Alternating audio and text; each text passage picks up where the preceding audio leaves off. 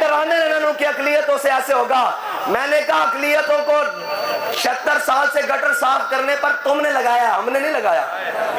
ان کو برابری کے حقوق تم نے دینے تھے, ہم نے نہیں دینے تھے. ہم تو آج بھی عید والے دن اگر کوئی مل پڑے تو ہم اس کو اپنی جیب سے عیدی نکال کر دیتے ہیں.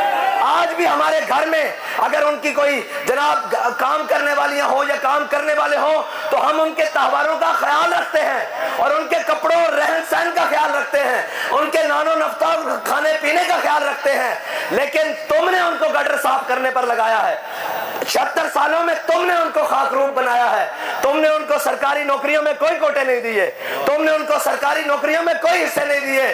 یہ تو محمد عربی کا دین آئے گا اور بتائے گا کہ ذمہ کے حقوق کیا ہوتے ہیں اور ذمہ کیسے عزت سے رہتا ہے.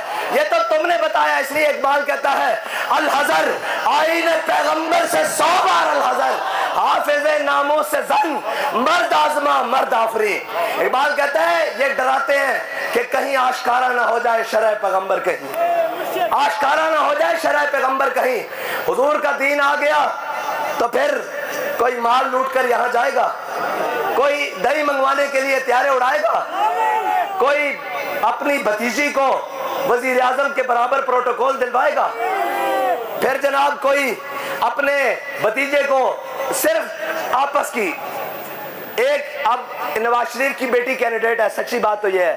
ویسے ہم بیٹیوں کے بارے میں باتیں نہیں کرتے, شاہ صاحب نے بھی کہا اور وہ جیسے بھی بات کریں ہمیں کوئی غرض نہیں, اس لیے کہ ہمارے آقا و مولا صلی اللہ علیہ وسلم نے فرمایا النساء النساء النساء.